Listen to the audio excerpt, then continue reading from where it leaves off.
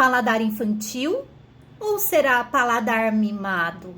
Eu nunca gostei muito dessa denominação de paladar infantil, principalmente agora, com algumas mães, pais e cuidadores tendo um cuidado maior em fazer uma introdução alimentar bem feita. Tem criança hoje que come muito melhor que muito adulto por aí.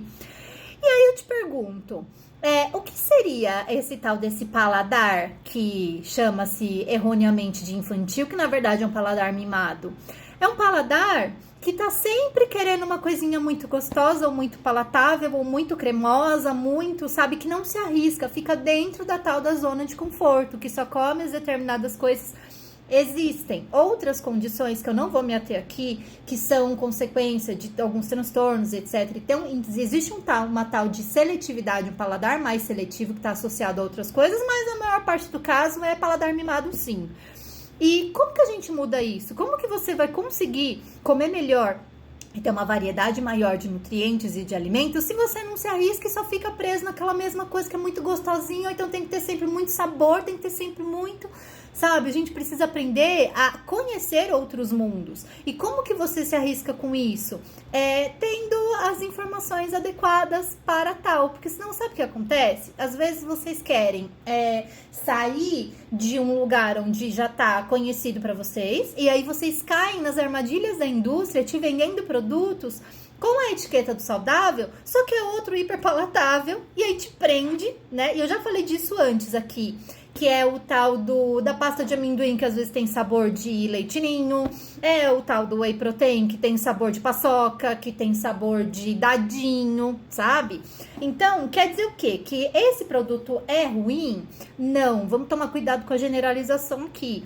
Eu tô querendo dizer que é o seguinte, às vezes, se você é uma pessoa que gosta muito de doce e que seu paladar sempre vai muito para doce, você é muito atraído por isso, o que acontece? Às vezes vocês compram essas ideias aí de desafios sem açúcar e tal, e aí o que acontece? A proposta do desafio sem açúcar, no fundo, o que deveria ser te mostrar que a vida pode ter sabor e ter doce a partir de outras coisas também, e você vai diminuindo o seu consumo de açúcar para você acostumar seu paladar a sentir o sabor real dos alimentos. E aí, o que às vezes algumas pessoas fazem? Começa a substituir por pudinzinho diet, por bolacha diet. Você troca uma coisa que não faz o menor sentido. Você precisa conhecer um outro mundo. A mesma coisa de pessoas que gostam de paladares e de comidas que são muito temperadas e têm muito hábito de tomar refrigerantes ou suco industrializado e colocar temperos muito, sabe? Muita pimenta industrializada ou ketchup. Aí aqui eu tô mexendo num vespeiro também, mas se você tem esse hábito de querer coisas que tem uma coisa muito saborosa e tudo precisa ter uma explosão de sabores, você vai precisar acostumar o seu paladar a sentir o sabor real da comida. É usar os temperos de uma forma sábia que elevam o sabor da comida e não te prendem em uma coisa que às vezes você nem percebe, mas aquilo tá tão picante, tá tão exagerado, que você precisa de outros recursos para se livrar desse hiperestímulo, entende? Então, e aí, né? Se a gente não trabalha nosso paladar, e você quer saber que algumas, não é dica, mas sintomas de um paladar mimado? É uma pessoa que gosta muito de todinho, de Nescauzinho, sabe essas coisas bem ultraprocessadas mesmo? Ou então, se você vai comer um doce, é sempre ninho, Nutella, parece até aquela moça que tá aqui no TikTok também, que adora falar mal do doce dos outros, que só o doce dela é bom, mas o doce dela sempre tem o mesmo sabor. Então, você vai virar cliente fiel da moça do doce aqui do TikTok, que todo doce tem o mesmo sabor.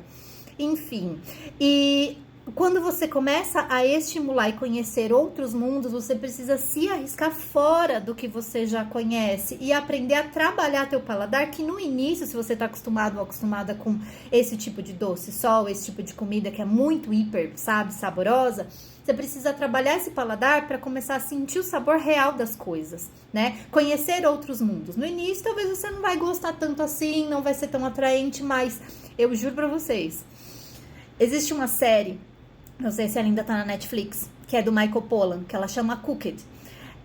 procura, né? Eu não sei se já é logo o primeiro episódio, o terceiro, não lembro. São 4 episódios só. Mas vale a pena, porque o Michael Pollan conta essa trajetória da história da alimentação, e aí ele mostra algumas famílias que têm esse excesso de consumo de hiperpalatáveis, e que quando você faz esse caminho inverso de começar a sentir o sabor real dos alimentos, você começa a não tolerar mais esse monte de sabor artificial. A tua papila muda de um jeito, sabe? Essa coisa da percepção de sabor, ela muda de um jeito que ele chama de irreversível. Fica mais difícil de você tolerar e aceitar sabores artificiais. Então você começa a fazer questão de comer o que tem que ser comido.